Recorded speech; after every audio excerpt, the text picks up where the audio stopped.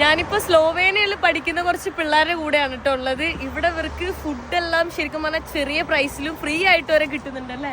എന്താണ് പറയുന്നത്? എനിക്ക് ഭയങ്കര ഇൻട്രസ്റ്റിംഗ് ആയി തോന്നി, അതുകൊണ്ടാണ് ഞാൻ വീഡിയോ ചെയ്യാന്ന് വിചാരിച്ചത്. അതെന്താ സംഭവം? ശരിക്കും സ്റ്റുഡൻസിന് മാത്രമാണോ?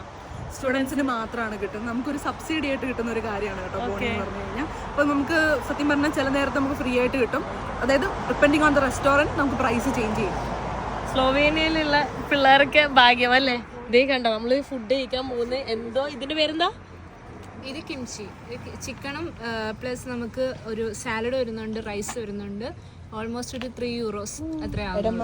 ഇത്രേ ഉള്ളൂ. ഇതല്ലെങ്കിൽ വേറെ മീലൊക്കെ ആണെങ്കിൽ ചിലത് ഫ്രീ ആയിട്ടായിരിക്കും. ഒരു 10 കൂടുതൽ റെസ്റ്റോറൻറ്റ്സ് ഇവിടെ ഫ്രീ ആയിട്ട് തരുന്നുണ്ട് നമുക്ക് ബോണി. പിന്നെ ഓൾമോസ്റ്റ് എല്ലാ റെസ്റ്റോറൻറ്റ്സിലും ഈ അത്യാവശ്യം ഈ ഒരു ക്വാണ്ടിറ്റിയുടെ നല്ല ക്വാളിറ്റി ഉള്ള ഫുഡ് കഴിക്കാം. അപ്പൊ സ്ലോവേനിയയിൽ പഠിക്കാൻ വരുന്നവർക്കൊക്കെ നൈസാണ് കേട്ടോ. ഞാനൊക്കെ പഠിത്തമെല്ലാം നിർത്തിയോണ്ട് എനിക്ക് പിന്നെ കുഴപ്പമില്ല. ട്രാവൽ ചെയ്യുമ്പോൾ എന്തായാലും നമുക്കിത് പറ്റില്ല.